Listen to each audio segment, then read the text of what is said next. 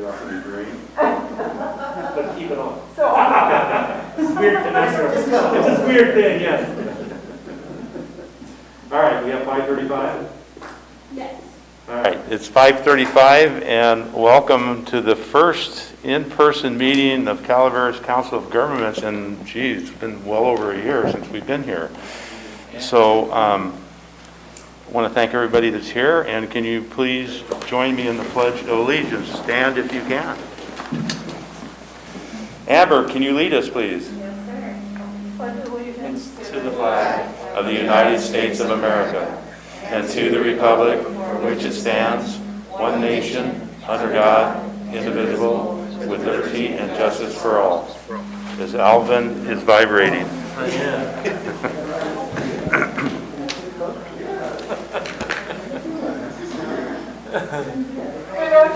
It all works. You're good. And before we get started here, I want to thank Amber and Aaron and Kylie for the work they did in order for us to be here. I sent an email to them yesterday that I got in the morning that the county's IT department was going to close down everything, including the internet and phones and computers and all kinds of stuff. But they went on the attack, and Derek backed off and moved it to the 15th. So thank you for your work and getting enabled for us to be here this evening. I mean, it was our first meeting, which was already in a situation that we were not ready for. So anyway, thank you for you guys' work. All right, we'll move on to the consent agenda. Consent agenda items are expected to be routine and non-controversial and will be acted upon by the council at one time without discussion. Any council member, staff member, or interested parties may request that an item be removed from the consent agenda for further discussion. Does any council member wish to remove any consent agenda item?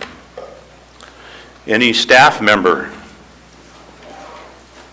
Any member from the public?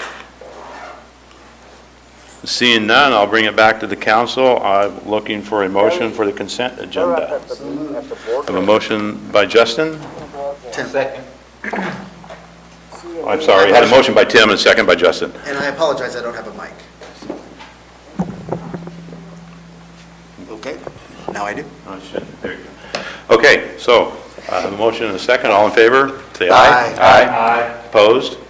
Passes 5-0. 5-0 with 2 absent. Or I don't know. I have 1 on Zoom, so I guess it's 5-0, 1 absent, and 1 on Zoom that can't vote. We have a member of our council on Zoom with us, John. Welcome. And I'm being told he can't vote because it wasn't on the agenda or it wasn't advertised on the agenda that he was going to be via Zoom. So Well, I think technically he's absent, right? Yeah, I think technically. I would just count it as absent because he simply probably to abstain if he really wanted to. But okay, John, you can vote if you want, and if there's anybody going to say anything about it, then we'll go back from there. But Mr. Chair? can you hear us, John? I can hear you fine, and I vote aye. he goes aye. Okay. All right. I can't remember. Tim had something, I don't know. In our last meeting of the discussions, I was left with the impression that he had that as an option. I thought so, too. I was too. Okay. And I apologize for bringing it up, but Yes. However, I mean, if that's what the hybrid rules are, that's what the rules are. But I was under the impression that they had the option of either being in person or being in Zoom. Well, and my apologies for any confusion. It was my understanding all the board members wanted to attend in person, and we weren't going to do the AB 361. yeah, we didn't do the AB 361. It's not on our consent agenda. But we were making it Okay. available to the So- I board. thought we did this that's because what we Amanda were- was going to be at CSAC. No, yeah, but we did talk about it, you're right, but it wasn't on for us to approve AB 361 on this Correct. agenda, Okay. which was I get part it. of it, because we didn't know John wasn't going to be here. We assumed everybody was going to be here. So that's the reason. All right, we'll move on to the regular agenda. Item number 4 on the regular agenda is public comment. This is 5 minutes per person. Comments should be limited to items that are within the subject matter and jurisdiction of the council and not on the posted agenda. Government Code Section 54954.3A. Is there any public comment at this time, either in person or on Zoom? Yes, come to the microphone. Can I address item 5? What's that? Can you Address item 5, No, well, not until we get to item 5. This is open public comment. I'll give you public comment for each item. So I'll wait till item 5. Okay. Any other public comment? Aaron, nothing? Okay, we'll move on from item 4, closed public comment. We'll go on to item number 5. This is the presentation of the final report for the Bicycle Tourism and Economic Development Plan, and this is our fearless leader, Executive Director, Amber Collins. Well, fearless leader, I've already made some mistakes this evening, my apologies. But we're bringing to you the final report for the Bike Tourism and Economic Development Plan. This project started several years ago, so we're finally bringing you, just as an informational item, this is not an action item, the presentation of the study outcomes, the recommendations, and potential next steps from this project. This was a grant-funded project through Caltrans, and it was five regions came together to apply for this grant with Cal Bike. This was San Joaquin, Stanislaus, Tuolumne, Alpine. Is that 5? Yes, I think so. And then Cal Bike. COG got involved because we know cycling, there's a lot of cyclists up here. It's a very attractive place to cycle. And Calaveras is definitely trying to promote economic development. And so we just saw this as an opportunity to study what bicycle tourism could do, generate for this region, as well as look at ways to promote safe cycling, maybe identify safe routes that the county might want to promote for safe cycling in our region. So the study was completed by a consultant team, which we have, I believe, yep, I see her little tiny square up there. Carrie McNichol with Fear and Pierce, she was the project manager.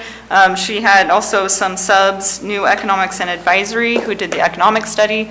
And then they also hired Cal Bike and then Motherload Bicycle Coalition. We have Rob Williams here, who's the founder of the Bike Coalition, who did a lot of the outreach and recommendations for this project. So with that, I'll hand it over to Carrie, if she can share her screen. Thanks, Amber. Can everyone hear me okay? Can we turn the...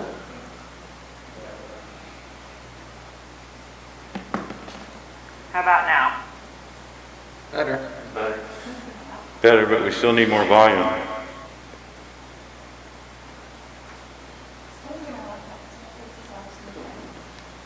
Is there an echo? Echo? Echo?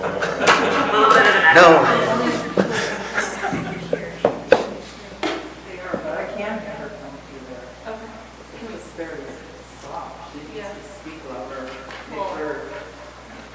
John was quiet too. Oh, God. I can try speaking very loudly as well. That works. I'll use my outdoor voice instead. So Amber, thank you for that great introduction. As she mentioned, my name is Carrie McNichol. I am with Ferry and was part of the project team that brought the bike tourism study to this phase of things. As she mentioned, it was a 5-county effort. I think she got them all there: Alpine, Calaveras, Stanislaus, Tuolumne, and Joaquin, and was an exciting kind of project. I think the first question that we get asked often is kind of why? Why bike tourism? Why this specific niche of bicycling? And generally what we're seeing is a huge increase in tourism overall as an industry, and particularly over the last year and a half, almost 2 years during COVID. Huge number of trips, increase in the number of bicycling trips within our 5-county area, and a lot of new research on the overall economic benefit that bicycle tourism can offer, including even here locally and what we've seen in some of the counties within the study area. So the project goals were really to work collaboratively to identify opportunities for bike tourism as an economic development strategy. and at the same time be able to expand mode choice and transportation access for residents and for visitors. So it's a different type of bike plan than what we normally see in our transportation kind of planning efforts. But ultimately, the goal is to find, where those two things overlap to be really a win-win opportunity.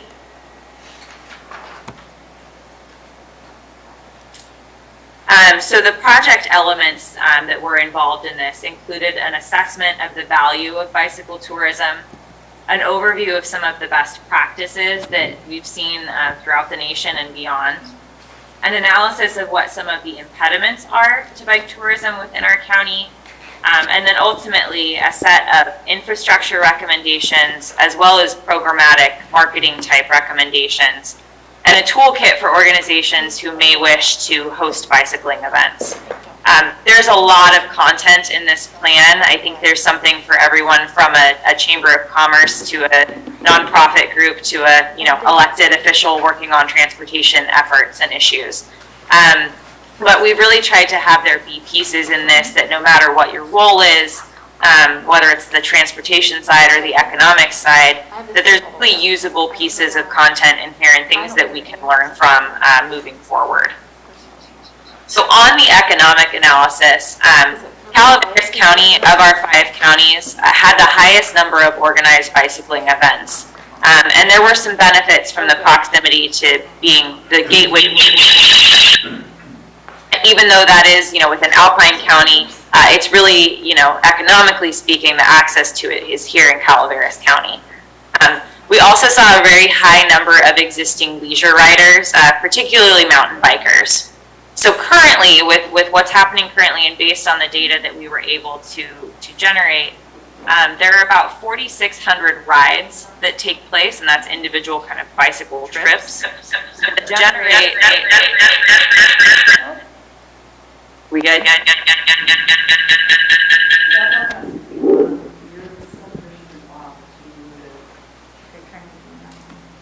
This one is Ready to talk. Okay. and this one is on. I think we're good. I don't hear myself anymore. Yeah, can you hold on for just, can you hold on for just a second? Sure. Keep the. We're having some technical difficulties. It is, it's muted, yes. And this one is on, that's good. You ready? Okay, go ahead. Okay, how about now? Yes, we can hear you. Okay, great. So within the focus area and focus community that we selected for Calaveras County, which is the Angels Camp and Murphy's area and the corridor in between, those rides generate about $345,000 annually in rider expenditures that are captured locally. That ranges from things like bicycle parts, food, lodging, registration fees, and purchases such as, the bikes that get purchased at the bike shop in Angels Camp. We don't have conclusive documentation of every event and every expenditure that happens, and this is just a snapshot of what's happening in that focused area around Angels Camp and around Murphy's right now. So there's also benefits that come through health savings. So while these aren't created by bike tourism, the argument is, health savings are an indication of access and benefits for riders locally that can benefit from that bike infrastructure. So there's a pretty small number of bike commuters within Calaveras County, where the jobs are and where the houses are, and the roadways in between aren't necessarily conducive to bicycling there. But there is still about $110,000 annually that's realized from existing health savings within our kind of showcase area that I'll talk more about. So the great news is that there is a lot of opportunities, and there's a great deal more detail on this in the report. But the main areas where we see opportunity is in growing the bike community through different and additional organized leisure rides. So this could provide support for local bike shops, local businesses, and create a family-friendly opportunity for residents and for visitors seeking recreational, exercise, and sightseeing opportunities. The existing wineries, tap rooms, brew pubs, the great restaurants in the county also offer great potential destinations for bike tourism, in addition to the fact that there's already great existing outdoor recreation within the county. Making sure that, the marketing goes along with that there's signage, that there's, access to places to leave your bike when you're doing all of these great activities is also going to be really important. And then collecting data over time so we know how we're doing. I think the big takeaway for Calaveras County on the economic side of things is that that kind of $345,000 number was in the middle of the pack for the county. Is pretty similar to what's seen in Stanislaus County right now. By way of comparison, in Lodi, they're currently realizing over $2 million in annual kind of bicycle tourism revenues. It is not unrealistic to think that it would be very easy to double that number to about $500,000 here by pretty minor investments in marketing the area as a bicycle destination and getting a few additional events and rides on the books. So the project recommendations then were developed to be in support of those outcomes and in support of those goals. And I think the other piece of this story here is Calaveras County is really, all the pieces are in place. It's just a matter of assembling the puzzle and building the puzzle together to see that final picture. So a lot of the projects that we recommended came directly from conversations with the community, came from our own project team's time spent out on the roads, and from existing plans and efforts and studies that have already been undertaken. So the map here shows some of the different locations of lodging, attractions, bike shops, and that's mapped along kind of what the level of traffic stress is. So how stressful is it to bike on the roadways in the counties currently? Obviously, we know that a lot of our main roads to get to and from places are the state routes. There's a lot of demand on those roads, a lot of heavy, fast-moving traffic. So looking at opportunities outside of those to be able to diversify kind of our user profile and then type of people who would feel comfortable biking on those roads. Someone like me that's going to be more comfortable in, on a beach cruiser and getting tacos at the end of a ride than in, spandex on a road bike like maybe Rob would be, who's there in the audience, I know. Making sure we can diversify it. So with that in mind, the signature project that was recommended for Calaveras County is actually implementing something that's already been planned, which is looking at the development of a trail along Angels Creek to the reservoir.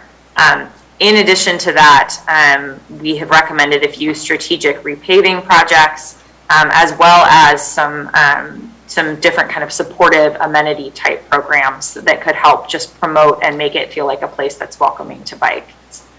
So this would include some improvements, ideally along SR 49, where it's pretty constrained right now and is unsafe feeling for almost all user types. So a paved Class 1 path within the City of Angels and along SR 49 towards the fairgrounds would be the recommended way to make that feel a lot safer for folks traveling between those destinations. And then ultimately, transitioning into a natural surface, soft surface trail within the recreation area. And of course, amenities along the way for folks too. So some of the additional projects that were recommended included some, as I mentioned, strategic repaving. Places like Dogtown Road, San Domingo Road, Sheep Ranch Road. Looking at those opportunities simply to repave unlocks those roads as places where bicycle routes can run that get people off of those state facilities and that offer new opportunities for events. And I mean, the scenery is just beautiful on these roads too.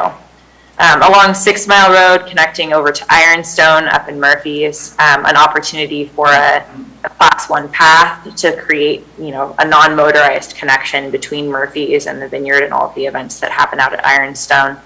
And then again, looking at bicycle amenities such as bicycle parking, wayfinding signage, helping people know how to get from one place to the next. And then increasingly, we're seeing needs for e-bike charging locations.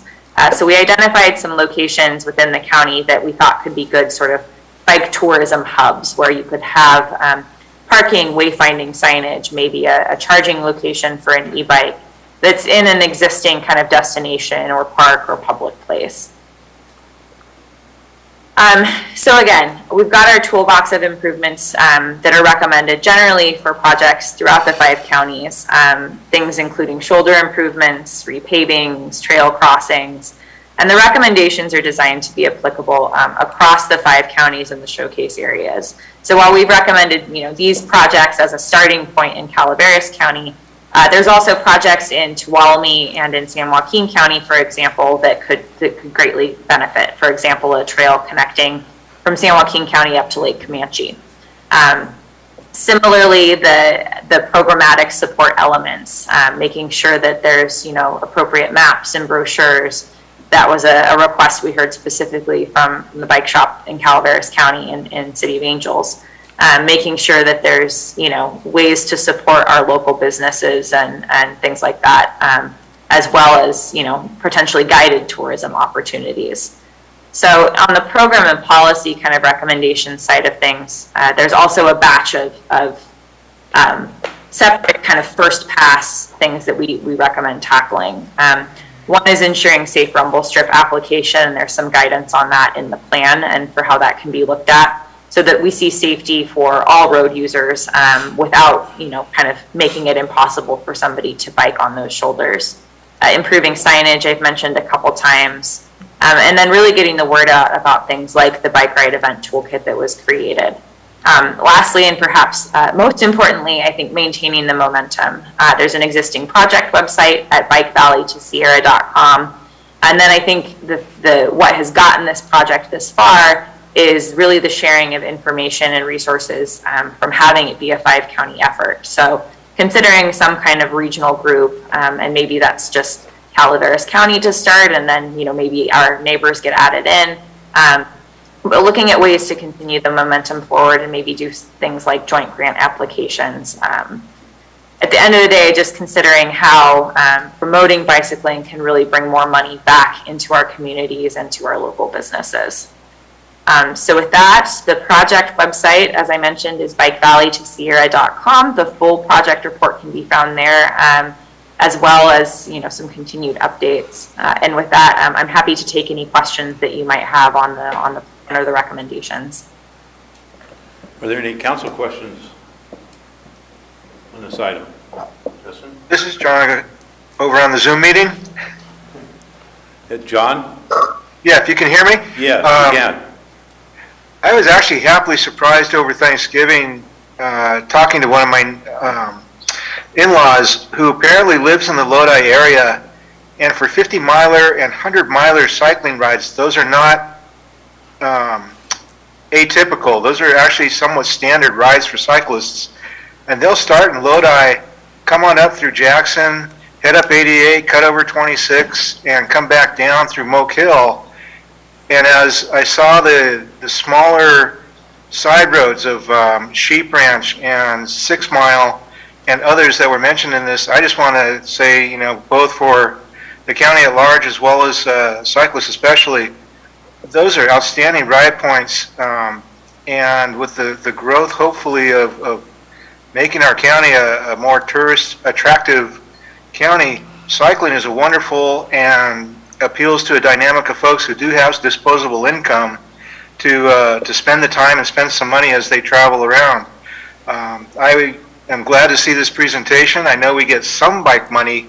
Obviously, I know the bike money we get isn't going to go ahead and pave Sheep Ranch Road, for example, but the added value to paving some of those roads, not only for the cyclists, but also making them safer for the drivers as well, as some of those are almost single lane, no shoulder roads, I think is wonderful, and I'm glad to see the effort and the highlighting of some of our natural resources that we have.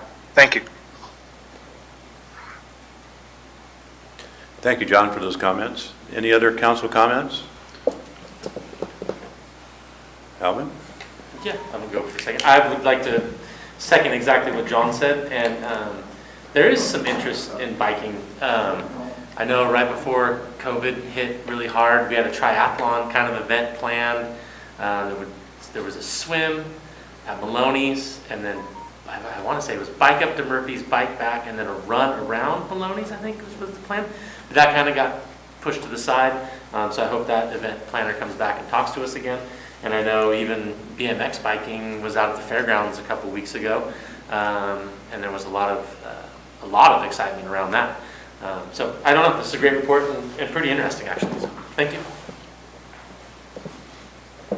Any other council comments or questions?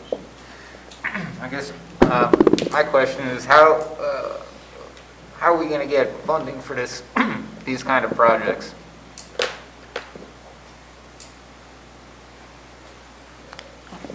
I think this plan's kind of unique where it's going to be, it's going to take multiple organizations and agencies to implement this. I mean, we have Rob Williams who's going to have to champion quite a few of these things through, nonprofit organizations and private entities. So it's good private, and public partnerships that will have to be done. And then I think like John said, it could be opportunities to seek other funding sources to get roads paved. We could maybe potentially use this to justify, paving 6 Mile is a bike ped improvement, as opposed to just a vehicle improvement. So I think we'll use the data and information from this to go after, funding to support existing projects or current needs like Wagon Trail. We can show that this, Wagon Trail will connect a pretty big gap that connects you from Stockton to Angels Camp. Yes, Tim. Lisa and I discovered e-bikes during the quarantine, and we really love them, and that's awesome. One of the logistical challenges I see is you drive up to go over Ebbets Pass, and the sign says share the road, but there's not enough road. In fact, there's nothing on that side of the fog line, basically. So, and of course, by law, we're supposed to give them 3 feet, which is a challenge. So I'm curious if we're going to try to address some of those things too. Yeah, I think part of this plan too is, where do you want to encourage cyclists, and then how do you make it safe and educate drivers as well as cyclists. And the share the road signs are kind of tricky. Those mean there's not room for both the car and the cyclist, so watch out, there could be a cyclist. So it's kind of just warning the car to watch out for the cyclist. Especially leading up to the death race. But I think, improving education for the drivers and the public, like where do we want to direct people to cycle up here, and how can we educate people that there are going to be cyclists on this road, I think will be important for us to partner with our regional agencies as well as, the bike coalition. Any other council questions or comments? Hearing none, I'll open it to the public. Mr. Williams, you anxious to get up here and speak to us? I think being anxious is, I'm beyond excited to be here today.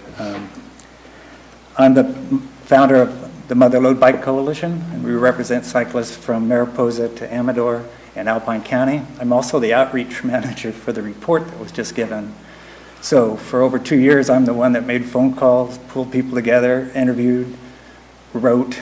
I'm your gold nugget in the county when it comes to, well, how can we get funding? Where do people ride? Where are the events? So I know I don't have much time, and this is not the venue, but when it comes time to talk, I think you need to give me a call. There's 7 events in our county. And I run Ride and Walk for Art on March 20th out of Valley Springs. Last year, 155 cyclists. Party brings in 1,400 cyclists. Pedaling Paths brings cyclists from Linden, about 300. Mr. Frog's Ride, Ebbets Pass Century. Death Ride for the 40th anniversary brought cyclists up Ebbets Pass twice. They canceled going Carson. So we have 7 bike events encouraging people to ride in our county. I guess I should just leave with a story about people biking in our area. And I was a bit angry when Angels Camp and Murphy's was identified as the showcase area. So if you read the report, there's a part that says Part 2. It was my chance to say, wait a minute, you need to go look at Mountain Ranch. So here's my story.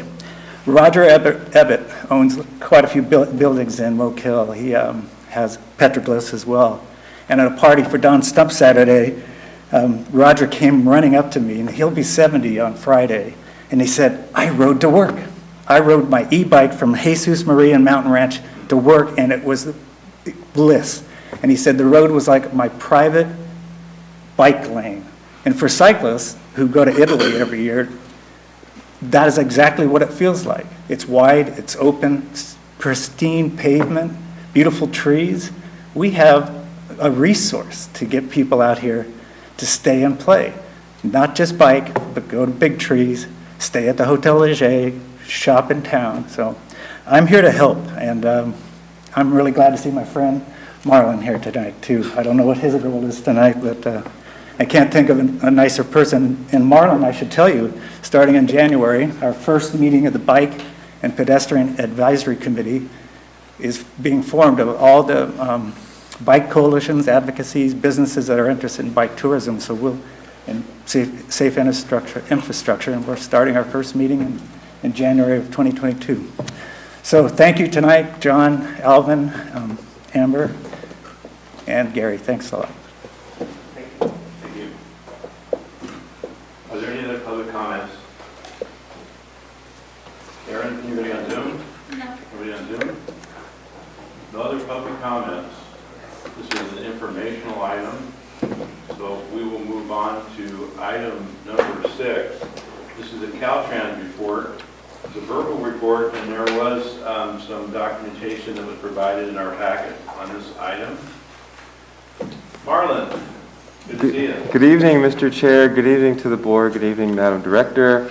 I would like to call attention to our director, Dennis Agar, who's also on Zoom, I believe. So if Dennis, I'm not sure if you can hear me, but if you'd like to say a couple words.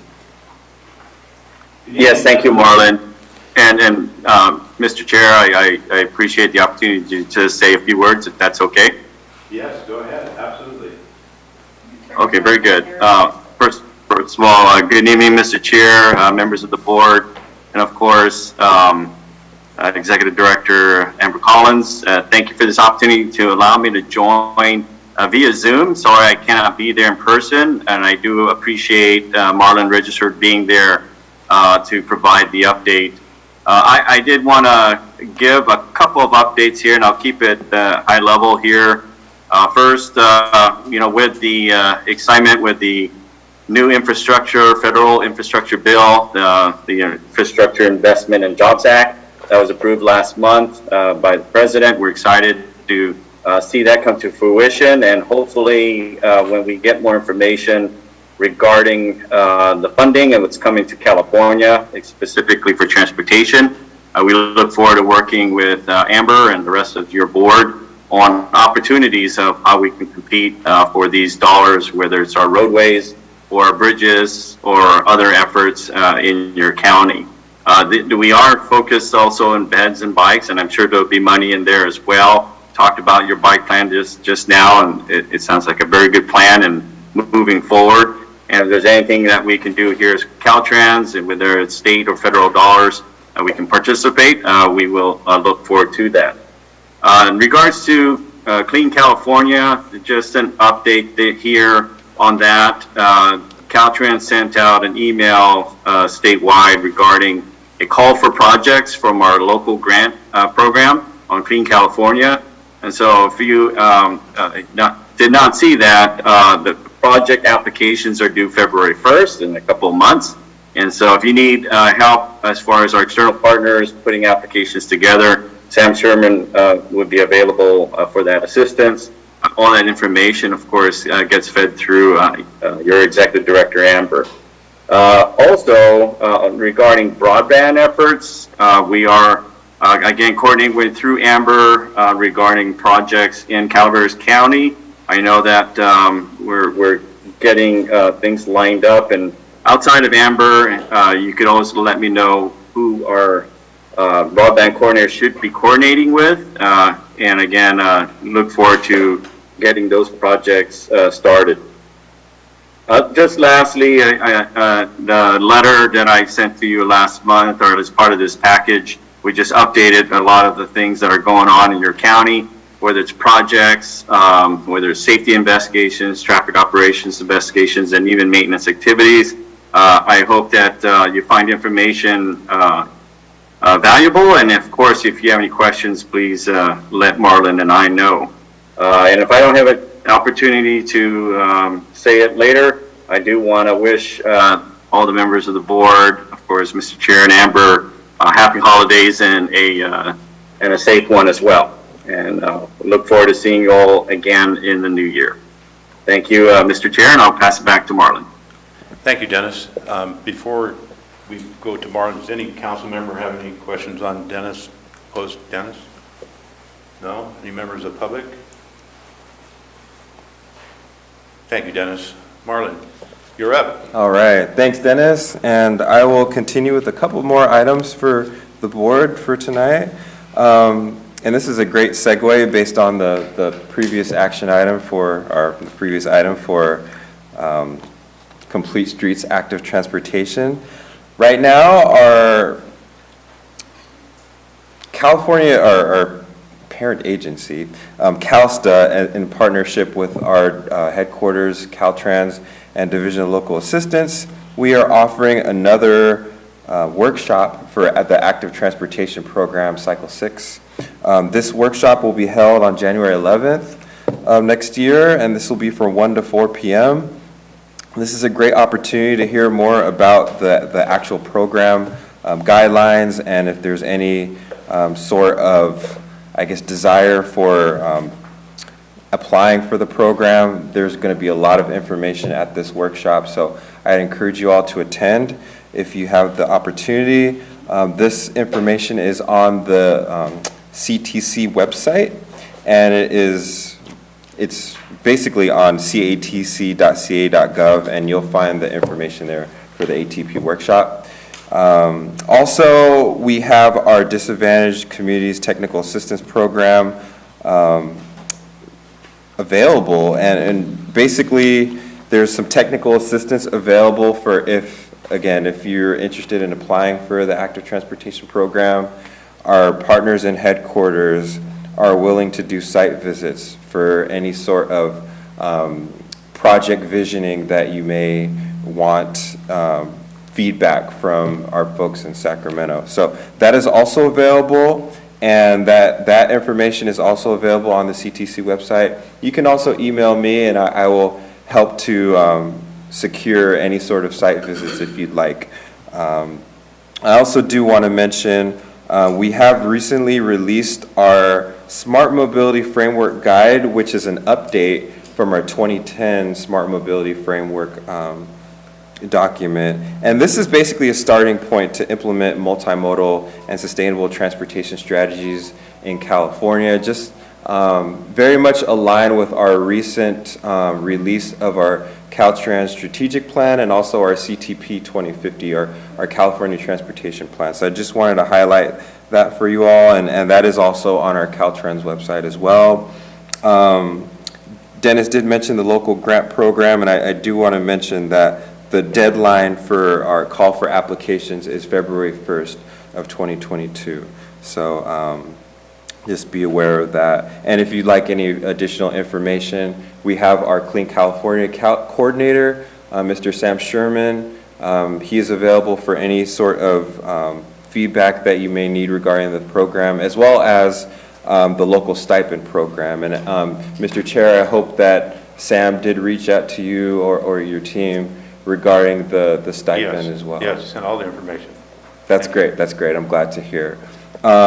Briefly, for the board, I know there was a question regarding Murphy's Grade Road and some improvements there, and if there can be some additional attention to certain bicycle pedestrian aspects. And I did inform Amber that our team is looking into programming some improvements in the near term to rectify that concern that the board had brought last month. So with that, again, I want to thank Rob, and I want to thank Ms.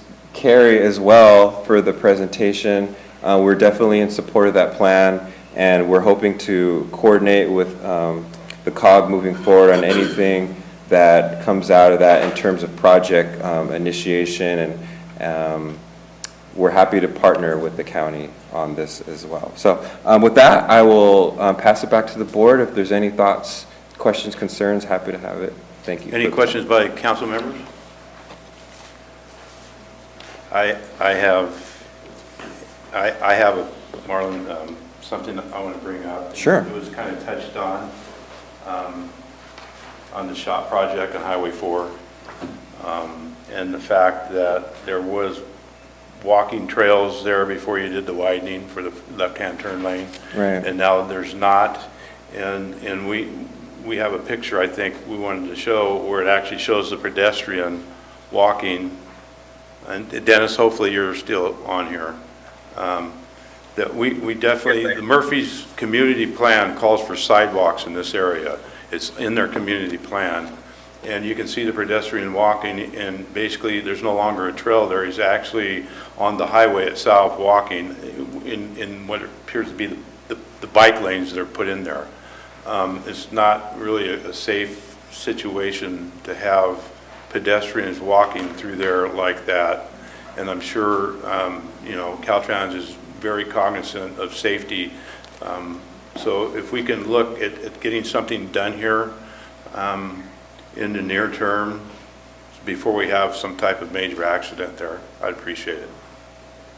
Yes, thank you, Mr. Chair, and Amber did follow up with me on this as well. I told her we will work with our project management team to see if we can get some improvements in the near term like you like. So we do recognize the concern from the community, and we want to be very responsive to it. Okay, thank you. And thank you for the job. I mean, it's a great job. It's very well done, and it's made safe driving there and turning left. It doesn't stop traffic, so you have through traffic going through. So, but it's just that area of concern with pedestrians. Even if we get a sidewalk on one side temporarily, they'd be able to at least walk safely on one side. Absolutely. And Michelson Elementary is right up the road right there too, and I'm sure the kids walk the other day. That's right. Mr. Chair, this is Dennis. Yeah, I just wanted to say I did hear you, and I see the picture, and I want to thank you for bringing it to our attention, and we'll definitely follow up to address the issue that you brought up with the concerns with the pedestrians. Appreciate it. Thank you, Dennis. Is there any other council questions or comments? Is there any public comments or questions? No one in the room. Aaron, we have anybody on Zoom? No? No. All right, Dennis and Marlon, thank you for your presentation. As always, good job. All right. Thank you, Mr. Chair. We'll be moving on to item number 7. This is city and county reports. I see that we have Robert Packinger, Public Works Director, here in the room. He has a presentation for us, a report.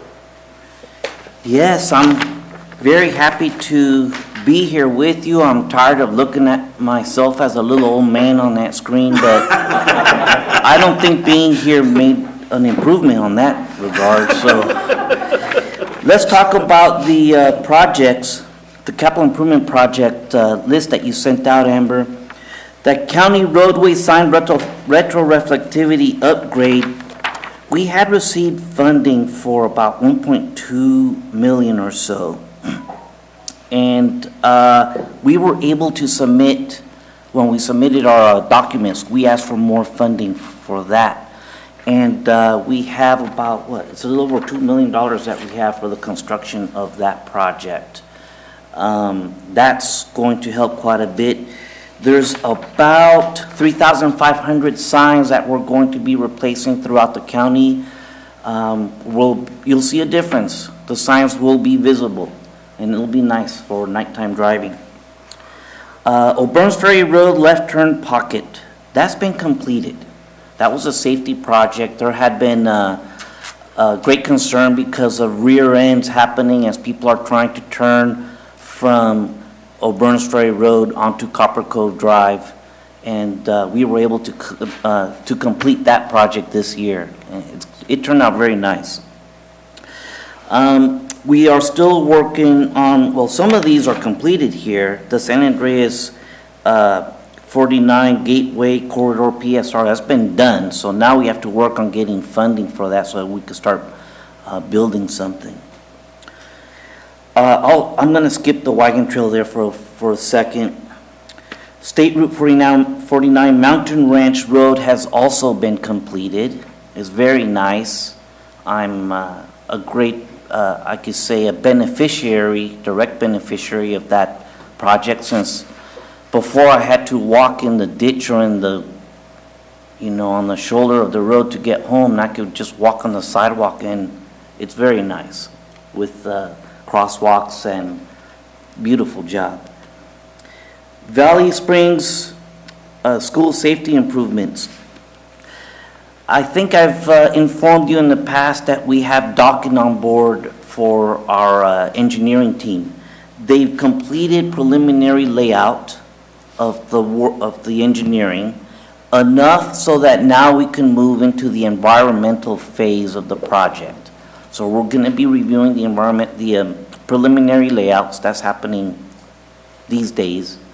And we're hoping that the environmental will not be too much, perhaps just a categorical exemption. Okay, so let me go back now to the Wagon Trail Realignment Project. We hit our milestones on that one. We've awarded the contract for construction. We have awarded the contract for construction management, and we're already working with the team to have a pre-construction meeting.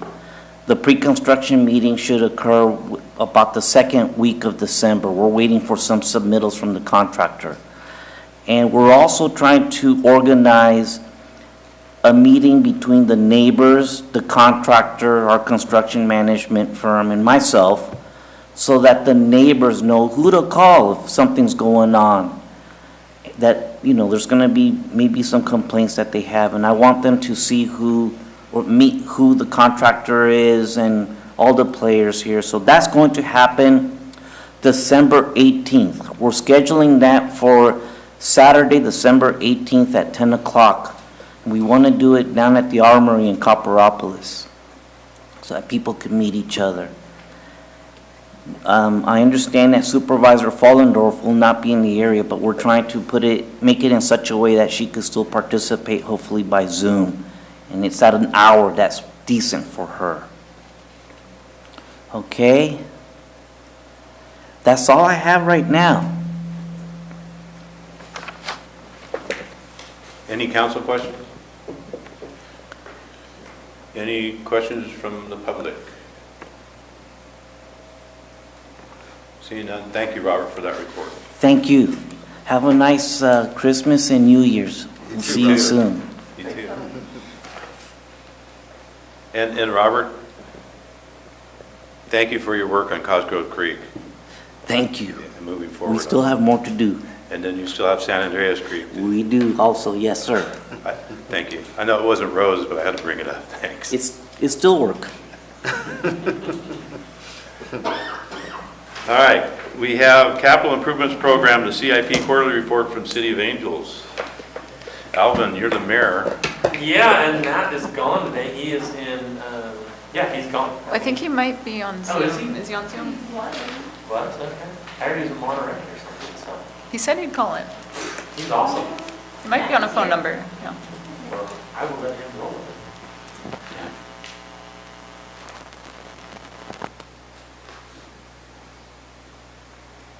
He's not got good connection. Yes. He's not muted.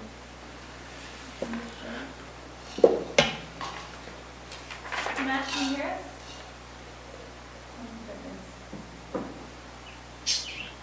Here he is.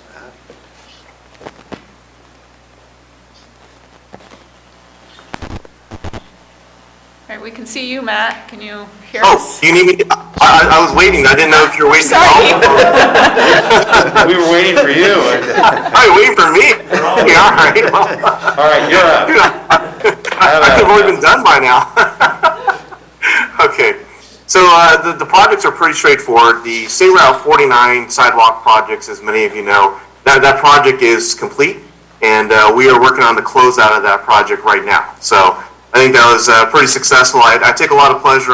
My son runs cross country, and over at the fairgrounds, they've had a couple of meets, and every time I drive down 49 on the weekends, I'll see a lot of people walking on the sidewalks. So I think that's great in there. Murphy's Grade Road, the construction is ongoing, as you've seen out there, and I believe it would be pretty aggressive to say that we would be complete by the end of this year. I'm going to say probably middle of January is more realistic time frame for completing that project. The Angels Creek Trail, I was really pleased to hear earlier the report on the cycling report that was given earlier, and that Angels Creek Trail is one of the key parts. The portion, as you know, that we are working on is from Stilt Park down essentially into the downtown corridor, and then further down, a little bit further down, connecting to the Greenhorn Creek development. So the one that, of course, the cycling report earlier gave was, again, that final connection, which we're not working on right now, but that final connection would take you from that Greenhorn Creek connection all the way down to Malones. So our project right now, for the portion we're working on, the environmental, I'm pleased to say, is getting very close to a draft document, which we would plan to release in January, with the plans of being at construction with the trail portion, the initial trail portion at least, in 2023. I'm hoping that once the environmental document is complete, that, and of course next year with depending on the types of funding that comes out of these infrastructure grants opportunities, that we may be able to position ourselves for some additional money for this project. But it's pretty exciting. We're getting to a point at least of being able to release the draft environmental to the public and let folks take a look at it. The other projects on that list are minor striping and signs projects. One of those has federal funding that we are requesting we need to request authorization to receive those funds first before we can go out to bid, and that is in the process right now. So I believe both of those would be bidding probably towards let's just say the first quarter of 2022 with implementation in the spring. I believe that's all the projects. If there's any questions, more than happy to help answer those. Any council questions?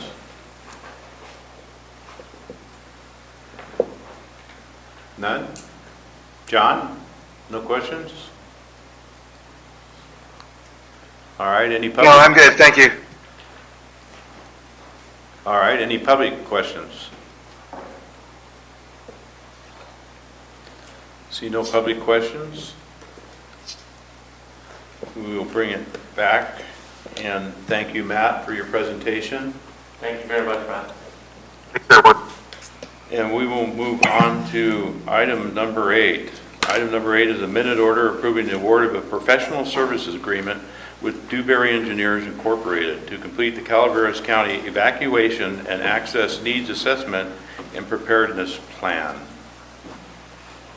Do we have somebody here from Dewberry or somebody on Zoom?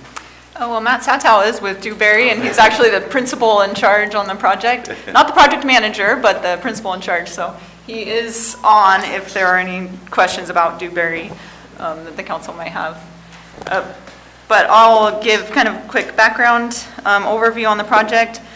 So as you might remember, we were awarded a grant to study evacuation and access needs. This came about when we're looking at, the planning grant program and working with our city and county staff and asking them, what are some unfunded needs you have, and they identified a gap in studying and planning for evacuation and access needs. The other reason we went for this is to support existing projects that we're trying to get funding for. As you know, especially in the new infrastructure bill and at the state level, resiliency projects to improve climate resiliency and evacuation access are really critical to the state and federal government right now, and so there's a lot of funding for that right now. So we saw this as another opportunity to provide the data and information to support existing projects like Wagon Trail and other projects throughout the county that need funding. And so mostly, this will be a plan. and that will be the main deliverable, but most importantly, obviously, positioning projects for funding. But it will also develop a list of projects that will include improvements to existing facilities, new improvements, maybe alternative access for particular areas of the county. The city, I know, there are certain areas in the city that need alternative access to some of their communities there. And then working with Public Works too for some maintenance and management strategies to improve, not just response to emergencies, but in preparing for emergencies as well. So we released an RFP in September. This really this scope required kind of a unique team of expertise, not just in emergency management and understanding those types of funding programs, but in transportation planning and engineering. And so we got 3 really qualified proposals, which was good. We reviewed them with county OES staff, city staff, county public works, Caltrans, and COG staff. So we all reviewed the proposals. And Dewberry came out on top as the most technically qualified firm. They have a really good project manager who's worked at District 10 and has done a lot of work in this region. So we're really excited to work with him. And like I said, Matt Satow is the principal in charge to make sure quality management and control. And he's done a lot of work in this county. We have a good relationship with Dewberry. So, and this will require too a lot of coordination with a lot of agencies we haven't worked with at COG. A lot of emergency responders and OES department, fire, sheriff. So it's going to take a lot of facilitation and working with different stakeholders. That's definitely something we haven't done here before, so we definitely need a strong team with us to help us through this process. And if awarded tonight, it's about an 18-month process, so we're looking to complete this by June of 2023. Are there any questions from the council?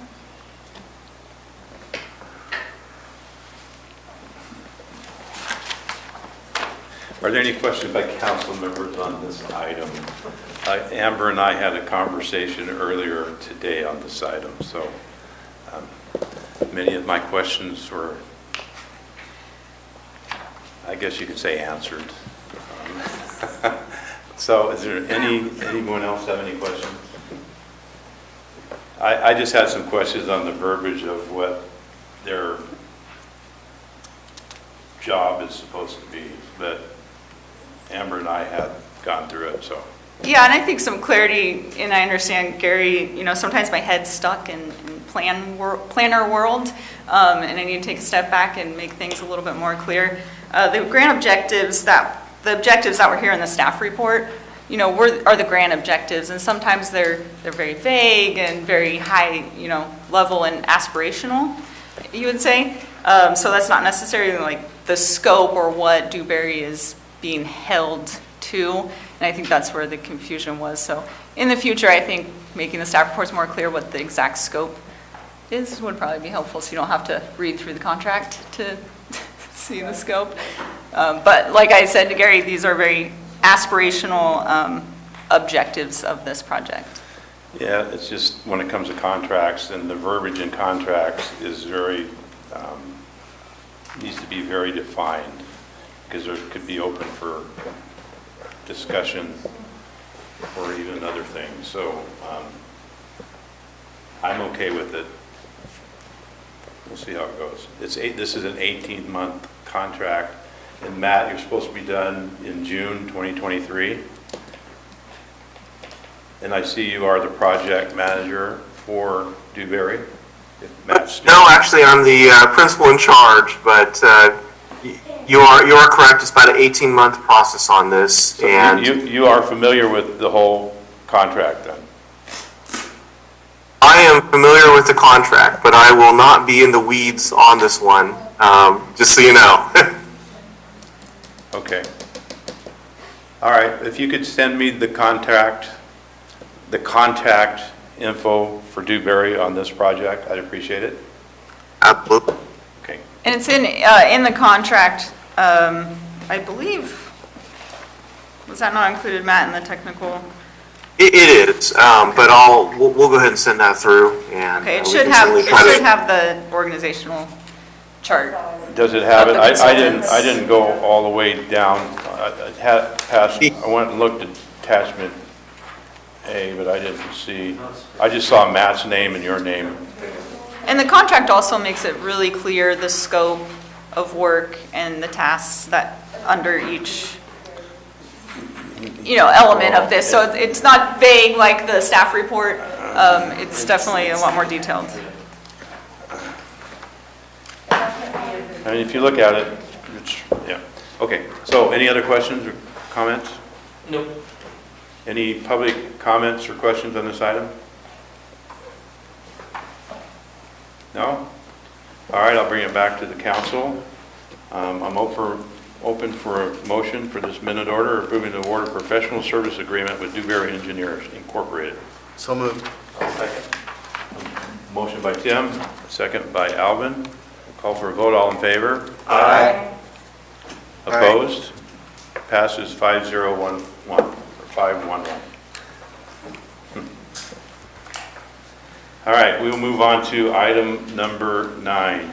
This is a resolution fiscal year 22-11, approving the submittal of the final 2022 Regional Transportation Improvement Program, or the RTIP, to the California Transportation Commission. Amber? All right, thank you, Chair. Yep, I'll take this one. So we presented the draft at the last COG board meeting. Nothing has changed since that draft. The draft has been reviewed by Caltrans District 10, the California Transportation Commission, or CTC staff, as well as our technical advisory committee, and all have supported our final RTIP. So it's due to CTC by December 15th, and just as a recap, this RTIP programs $4.5 million towards the eastern segment of Wagon Trail, towards design in fiscal year 25-26. The strategy was be able to, readdress that programming in 2 years if we need to, move it up or apply any federal grants to it. One other thing I will note, at a recent meeting, since the federal infrastructure bill was passed, CTC is expecting, since the STIP funding has a mix of state and federal funding, they're anticipating revised estimates for the STIP, which then would give us an opportunity to come back and revise our RTIP. So we may be seeing a change in that. They're supposed to bring the revised fund estimates to the January CTC meeting.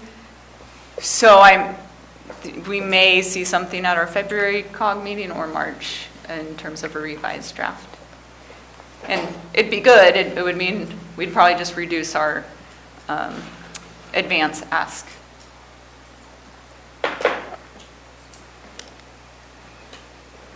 Any council questions on this item?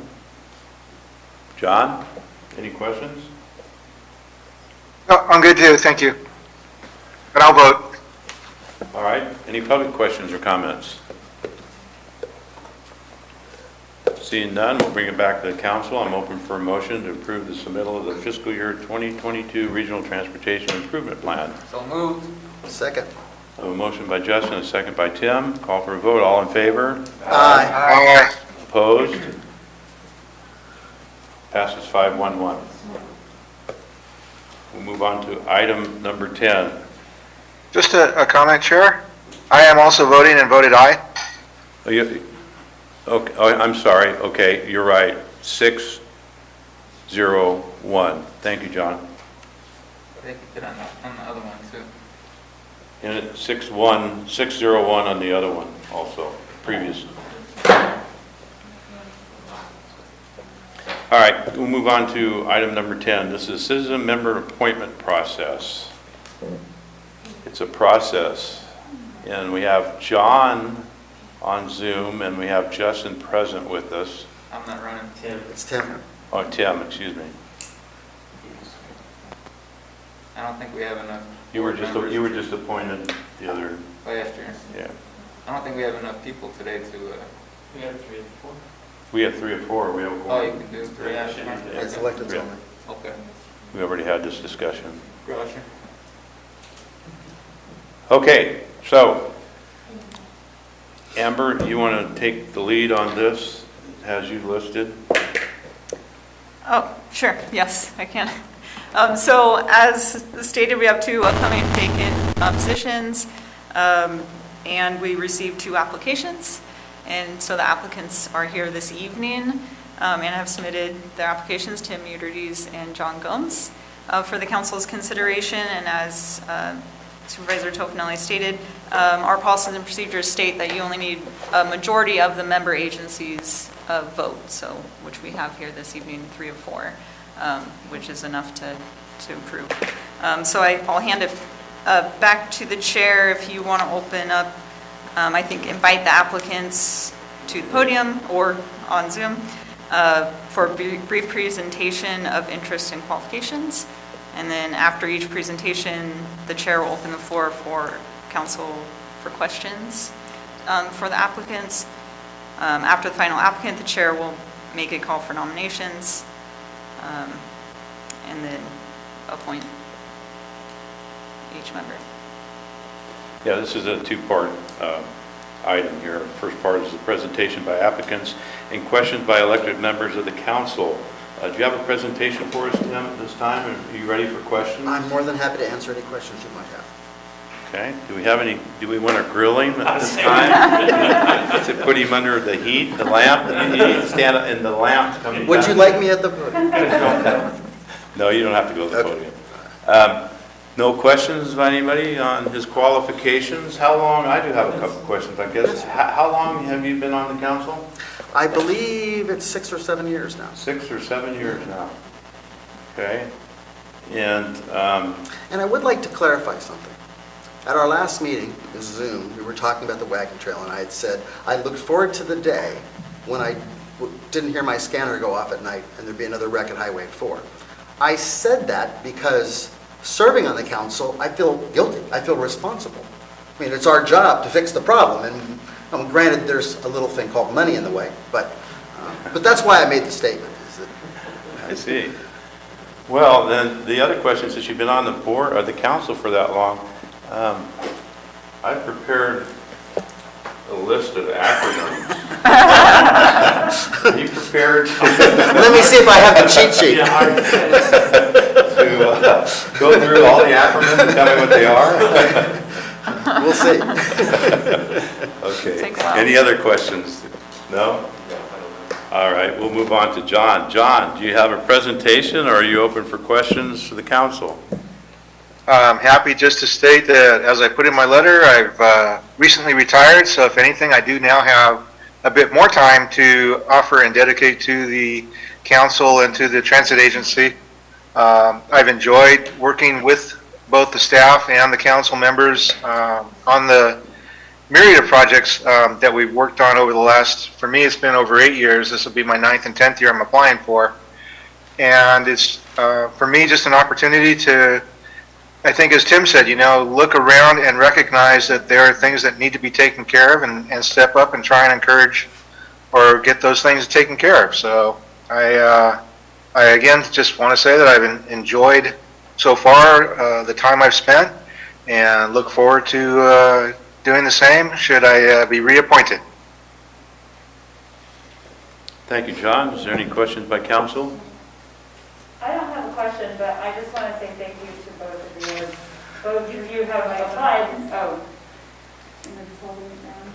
Push. There you go. There you You're go. on. So I just wanted to say thank you because now that I'm sitting on this side of things, I realize how easy it is for people to complain but not actually step up to do anything about it. So I just am saying thank you for stepping up and doing something about it. You're welcome. Alvin? Yeah, I'll go next, and I want to say thank you to John. You're 8 years in, signing up for another 2, so that'll put you at 10, and Tim, you were at 6 going for 8, it sounded like. So thank you for your service. I've worked with you guys the last 3 years, and it's been a pleasure. And I really appreciate that John just signed up for anything extra. That's an amazing step. You just put your name out there for all sorts of good stuff. So thank you very much to the 2 of you. Thank you. And Justin, do you want to say anything? either one of them? I would just like to say thank you to both you guys for being consistent and attending the majority of the meetings throughout the years that you've both been on the board. I've been on the board for a similar amount of time, and it's been nice to have a consistent citizen group membership, and it looks like that's helped get a lot of the projects that we've had that were on the books 6 years ago. The majority of those have been completed. I'm not saying it's just because of you guys, but I think because of the consistency, we've been able to keep things on track and moving forward without too much bickering amongst the board. Both valuable players in the game. And I want to say, and I've said it many times before in the last couple of years, I want to thank both of you. I want to thank Justin too. I think it's helped COG move forward in many items that we've done over the course of the last few years with the consistency with the board. And maintaining that level of consistency where everybody knows, again, the acronyms and knows how it works and knows what's going on and understands. Not to say that there's other people out there that can't come forward that want to sit on the council, but I think going through the phases that we're going through, and especially with the Rag and Trail project, being this close to starting next year on phase 1 and going forward on phase 2 to get it complete, it's very vital that we stay as together as much as we can until at least that project, one of the major projects in the county, is completed. So I want to thank all of you for stepping up to the plate. Thank you. And maintaining the level that you have here at the council. Amber, do you wish to say anything to either one of them? Sure, you haven't voted yet, but assuming the positive results. Influence they vote. No, I absolutely echo everything each of you has said. Thank you, Isabel, just stepping up and committing your time. I know these packets aren't easy. It's complicated information and it's a lot that I throw at you once a month. So I just greatly appreciate your participation and following along with everything. And just the way you work with my staff and myself. I greatly appreciate it. Your leadership plays a role in that. So, thank you. And just, Amber's not here. She's at CSAC conference. Amanda. I mean, Amber. Amanda's, I do at least once. Amanda's not here. She's at CSAC. But we were very lucky. The council was very lucky in the fact she was on this council as a city member. Yes. And when she got elected to the board, we directed her to come back and sit here. So there was a continuity there that went through that really helped, I think, because Amanda is very vital to this council. So with that being said, I am open for a motion. Oh, wait, I got to go public comment. Is there any public comment on this item? No public comment? Okay, I will bring it back to the council, and the 3 elected members are the members that will be voting on this item. It is a quorum. There's 4 of us, and only 3 are present, but it does register as a quorum. So I'm open for a motion for the nominations of the 2 people that have applied for this job. I will make a motion for John Gomes. Oh, you get your hand up. Go for it. No, well, and can I make a motion for Benita? There you go. So I'll make the motion for John Gomes. You second that? I'll second that. okay. So now you can make a motion for Tim. And I'll second that. Okay, so you have a motion to accept both of them onto the council for a 2-year term. I'll call for a vote. All in favor? Aye. Opposed? Passes 3-0-1. Thank you. All right, thank you guys for the confidence and the having us continue on. Thank you, John. And we will move on to item number 11, council reports. Verbal reports, no supplemental materials have been included by any of us. So, new member Tim. Yes, sir. Do you have anything to report? I would like to just share that Friday night was our annual event at White Pines that went from a lighted parade to a laser show. It was a huge success. I heard it was. Yeah, it was, this outfit is international, and it was only a fluke that we got them. And they were very excited to come someplace close. They're based outside of Sacramento, but they're typically travel all over the world doing these. Wow. And in fact, the next day, they reached out to us asking if we'd like to be penciled in for next year. So it was a huge success. The Sheriff's Department, CCWD, the county, there was... Events now has, as I'm sure you're aware, extra red tape because of recent litigation with another municipality. And we really struggled because we didn't get that permit until the Monday before the event. But the county and CCWD and the Sheriff's Department all helped, were a huge help in the success. So. Good job. Justin? I have nothing to report tonight. Okay. Isabel? I don't have anything to report. I just want to say it's nice to be in the room with all of you for the first time, and happy holidays. Alvin? Nothing to report really. Everything's cruising along, and I just want to say happy holidays, and everybody be safe and have a good Christmas. And John, do you have anything to report? Sure, I also share the wishes for happy holidays, and again, just encouraged by even the bike ped plan that was presented earlier, and the opportunities for moving forward with improving some of our side roads, not just our highways, that will benefit all of our residents in a number of ways. So, yes, I'm grateful and thankful, and look forward to talking to you guys again in February. Okay, I will report that on December 4th, which is this Saturday, since Tim brought up events going on, the 39th Annual Valley Springs Area Business Association's Christmas Parade will take place starting at 10 a.m. And we have a quite large number of people lined up, or organizations lined up for the parade. Some of them have as many as 50 people in them. Awesome.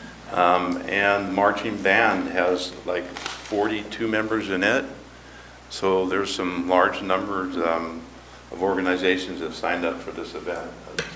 We didn't have it last year, so they're kind of all ready to go. So it's a good thing. Awesome. And I want to wish everybody happy holidays. We will not meet for a while, so hopefully everything goes well and all your family, and you have a great Christmas season and a happy New Year coming up. So with that, we'll go on to item number 12, staff report. Verbal report, there is some supplemental materials included for the executive director's report, although it says no materials are included, but there are. Yes. This is you, Amber. I did provide a detailed staff report of updates on some projects. Just to provide you, you all know on November 15th, our president signed the infrastructure bill. That was big news. It's $1.2 trillion, but in that bill obviously reauthorizes our transportation infrastructure package for the next 5 years from 2022 to 2026. So that's really good news because the FAST Act was expiring, and that's how we get all of our transportation money. And that's how we function at COG, and that's how we're funded. So that's really good news. Apparently $567 billion of the $1.2 trillion is going to the U.S. Department of Transportation. Of that 567 billion going to USDOT, $293 billion is baseline funding, so that's current FAST Act levels. And then the remaining $274 billion is new spending authority. So it's almost doubling what the FAST Act was. But it's interesting because this bill includes a lot and puts a lot of money in new grant, competitive programs as opposed to formula programs. So how that'll impact us, we're just seeing the big, ticket numbers for each funding program, and we're just waiting to see kind of how it starts funneling through and gets distributed to the states and then to us. A few, just to give you an idea, our RSTP and CMAQ programs that we use to fund a lot of bike ped projects here, We get about $500,000 in each of those programs in a year, and those are looking like about 10 to 24% increases in those programs.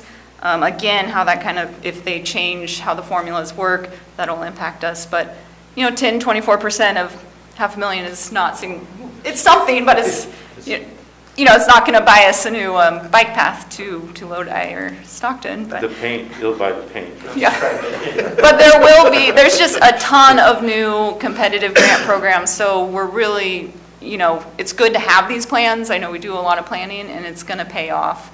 Having these plans will help us be more competitive, but it costs money to get money, so it's definitely more work on staff to apply for grant funds. And as Gary and all of you know, federal grant funding is very competitive and difficult for our rural regions to compete. So that's the disadvantage of it all being funneled through competitive programs. But that's the update on that, and hopefully, in February I'll have, maybe some tables with more factual information on what money we might get through that program.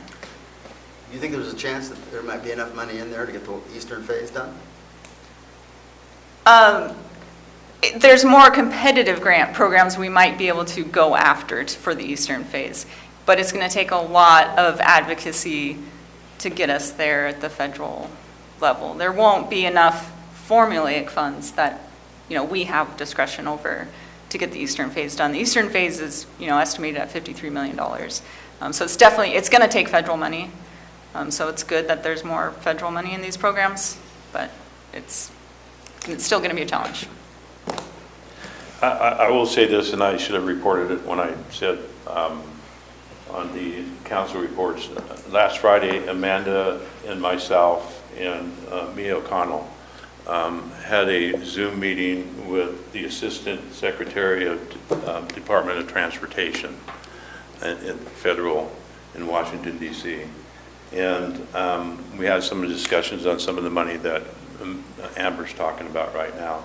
And he was very direct in saying that they won't tell the state how to spend the money, on where to spend the money and who to give the money to. They will have restrictions on where the money is spent and how it's spent, but they won't tell them. We were asking him to put in a word to Calaveras County for our project, we're calling it is an emergency road, escape route on Highway 4 and Wagon Trail project for Phase 2. And he was very direct in saying that they will not step in and tell the state, please give some money to Calaveras County or any other county or municipality. But we did get him to say that he would call Caltrans and ask Caltrans about our project. So that's somewhat of a step forward. But who knows where the state's going to spend this money. In their scope of things, we were very lucky when Amanda and I spoke to the CTC when that round of funds came around, and we were able to get $22 million from them. When the next round comes around, at least we have him asking Caltrans, and we'll have Caltrans hopefully on our side to get this done. But when you look at the realm of things, this 2.3 mile section that's left for Phase 2 is not a very big project for them. They want to go out and get big projects done. So it's a flip of a coin. We're hoping that we can get the funding in place. It's a large amount of money for us for that portion of it. It's $53 million we're looking at to finish that last part of it.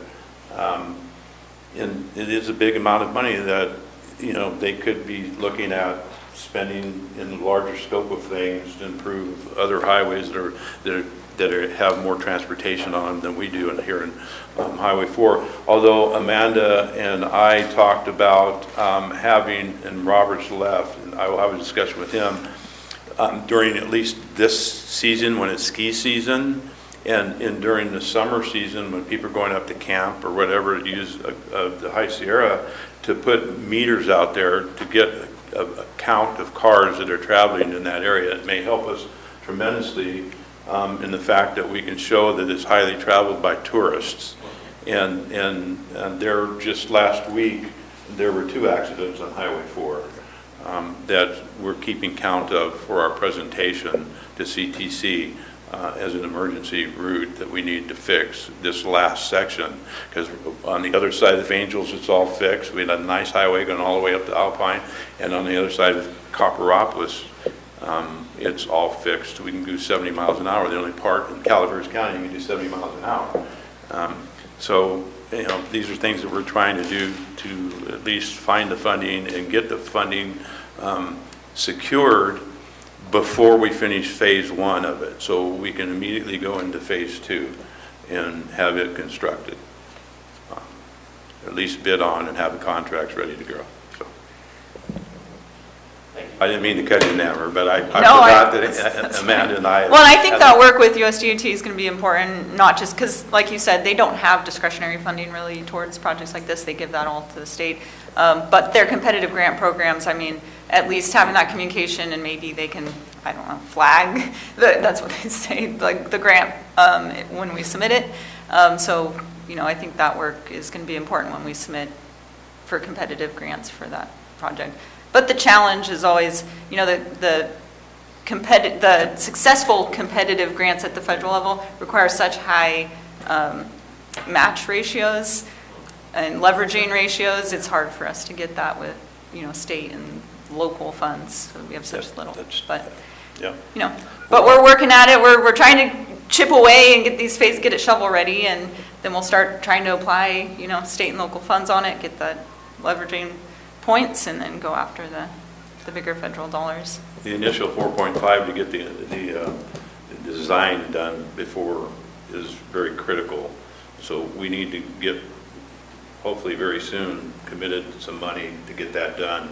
So we are in sequence to get it ready by the time 2024 comes around and phase 1 is completed, that we can move right into it. So, and if you notice on the Caltrans report, they are doing a bridge starting to repair next year the bridge on Highway 4, which is going to be right in line with us moving in if we go. So,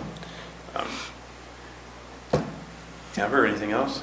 Just one more thing I wanted to make you aware of, and I'll bring updates to you, and this is actually more of a transit agency issue, but there is apparently a ruling at the end of October by, and I'm reading off my paper here because it's a little bit complicated, by the U.S. Department of Labor, Office of Labor Management Standards, who issued a determination that California is not eligible to receive federal money for public transit. And so they're alleging that apparently the state's 2013 Public Employees Pension Reform Act did not comply with the Federal Urban Mass Transportation Act of 1964. So that's a big decision, and that would impact our funding through this new infrastructure package that goes to transit. Right now, transit, we receive about 25% of our operations comes from federal formula funds, and then we also rely on them for capital funds, especially if we're going to transition to electric vehicles. So this is a big issue. Obviously, all the state transit agencies, the California Transit Association obviously is up in Washington dealing with this right now. I guess in response, the state of California filed a motion to stay implementation of the determination on November 19th. So we're still waiting to hear back an update from that. So there's supposed to be an update next week from the California Transit Association. So we're just waiting on more information, but that's as much information as I have right now. That's as much as I've gotten. Caltrans hasn't sent much information on that right now, but that's something that's a potential impact. But I'd imagine it impacts significantly all the transit agencies throughout California. So I'm hoping we can work through this. But that's it. That's it? Okay. Is there any public comments on the director's report? Any council comments, questions? Okay. Kylie, you're up. Do you have anything to report? Anything at all? You've been awful quiet tonight. I know. You didn't even have an agenda item on this part. Just wait till February. It's going to be all. Yeah, you're going to be loaded up in February. Just wrapping it up. All right, great, powerful Aaron. Do you have anything you wish to say? Here's your chance. You have nothing to say? Okay. Well, with that being said, we'll move on to the final item, and that's adjournment. The next scheduled meeting of the COG is February 2nd, 2022 at 5:30 p.m., and we hope to have it here. And with that, we are adjourned, and we will convene. What time do you have, Kylie? I'm Kylie, sorry. Aaron, the great and powerful, what time do you have? 7:05. 7:05. We will convene as the Calaveras Transit Agency at 7:05 p.m. And it says we have on our agenda, we have to do a Pledge of Allegiance again. So because it's on our agenda, we have to do it. We've taken that off. Please stand if you can for the pledge. And Susan, will you please lead us? Sure. Allegiance to the flag of the United States of America and to the republic for which it stands, one nation, under God, indivisible, with liberty and justice for all. Thank you, Susan. All right, we'll move on to the consent agenda. The consent agenda items are expected to be routine and non-controversial and be acted upon by the council at one time without discussion.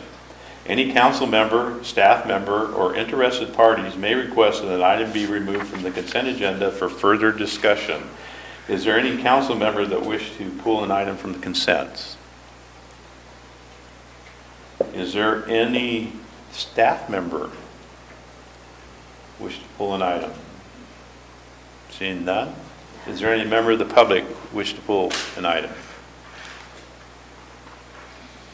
Hearing none, I'll bring it back to the council. I'm open for a motion for the consent agenda. Motion. Second?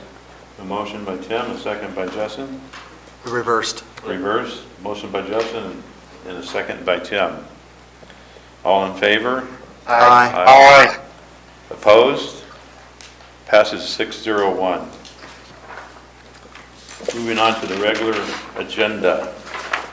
Item number 4, this is public comment. It's 5 minutes per person. Comments should be limited to the items that are within the subject matter and jurisdiction of the council and not on the posted agenda. This is Government Code Section 54954.3A. Is there any public comments? You have none? None?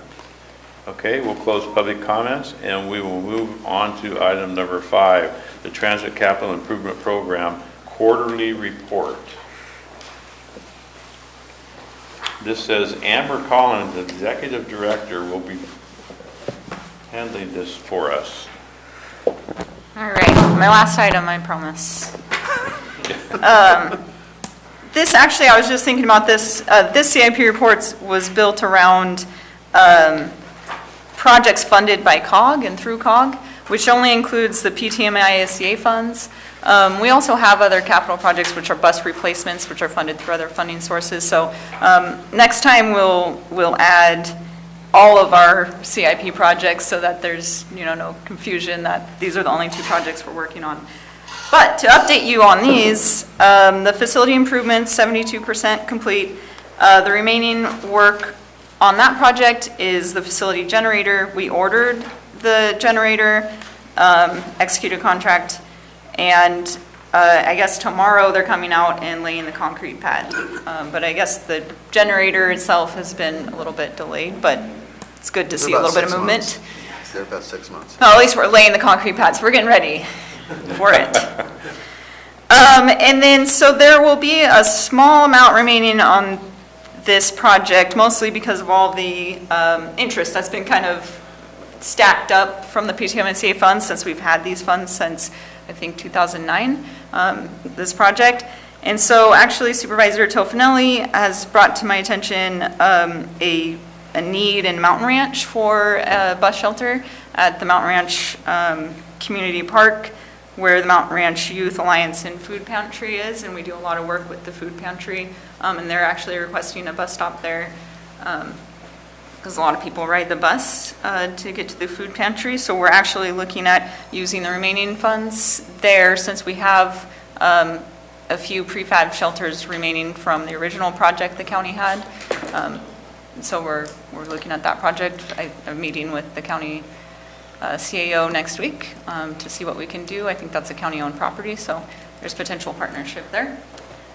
So that's what we're doing, hopefully, with the remaining of those funds. And then the purchase of 4 new Ford buses, that's 56% complete. We've already received 2 of the buses. They're already in operation. And then we ordered 2 smaller buses. They're going to be all-wheel drive buses, just a little bit larger than vans, better to maneuver, the high country, and all-wheel drive will be nice. So our operator is really excited about that. But obviously, delays waiting on the microchip issue. So we're still waiting for those buses. Part of your generator's not going to show up too. Well, the Wi-Fi part, because the chip issue. The Right. generator will show, but then they'll send you the rest of it a couple months later. Well, hopefully we can get it installed and ready. Hopefully before 2024, because the legislation says that all these generators and gas lawnmowers, and all has to be battery. And so in 2040, all cars, 2060, gas stations won't be allowed anymore in California. So, hey. Just, try and keep up. Good luck. Those are the updates on the capital projects. Okay. Is there any questions by council? Is there any public questions or comments? Seeing none, that's a report only. Thank you, Ms. Gollins. We'll move on to item number 6, is the Paratransit Services Operations Contractor Report. Cynthia, you made it from the doctors here, and you've been sitting quietly all this time through all this meeting. Thank you. I did. Greetings, salad dressings. It's great to be here. Can you move your mask? So Oh, yeah, sorry. Thank you. I get used to it after a while. So we have some things we've done this month, last month now. Safety and training.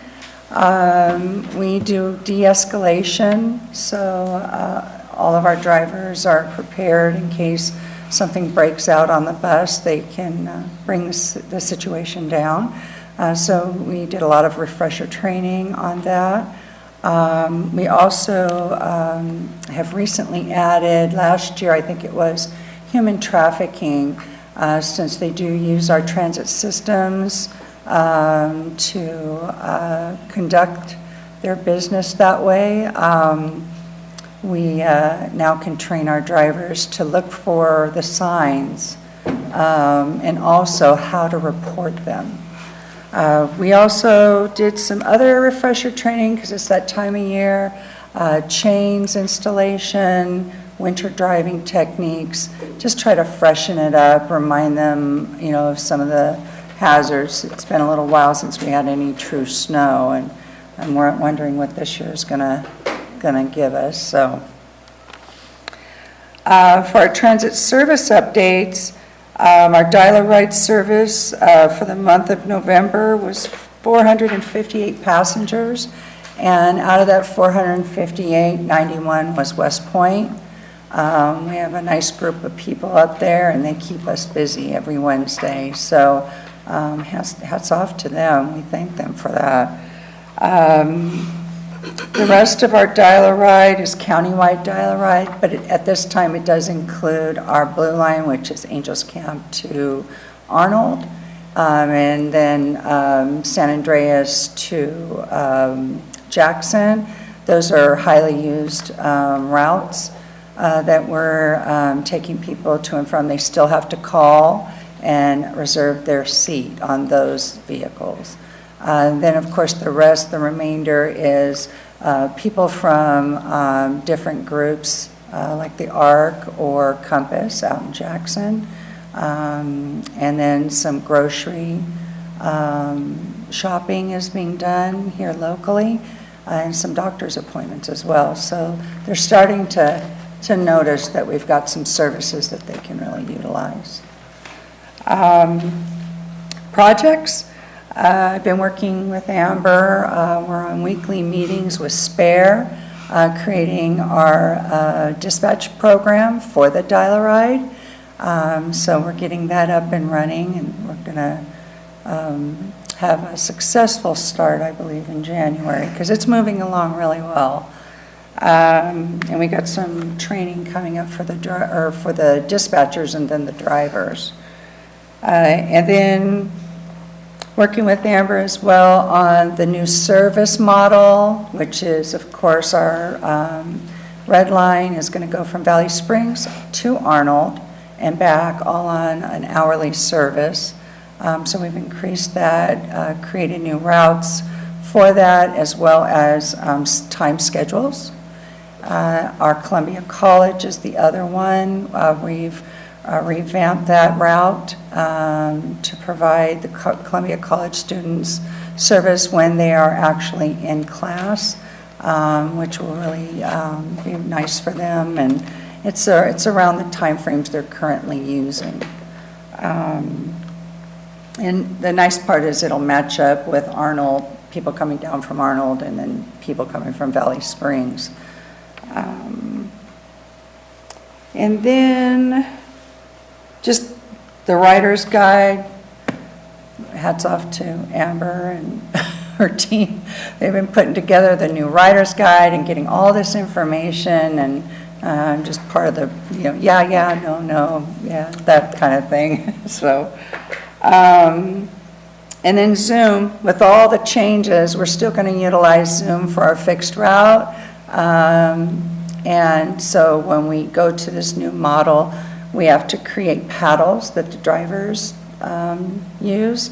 So the drivers, it's like they're pieces of work, and that creates a paddle in Zoom. And so we're recreating that as well. So just a busy month of those kinds of things. But other than that, everything else is going really well. I don't know, you probably saw it on social media. We did have a pretty major accident. Someone hit us down in Valley Springs and totaled our van. The good news was everybody was fine. There was 2 passengers and our driver. It was rolled over, and they came out of it virtually nothing wrong. I mean, true blessing. All the safety items in the bus were, they all showed up. The bags, everyone had their seatbelts on.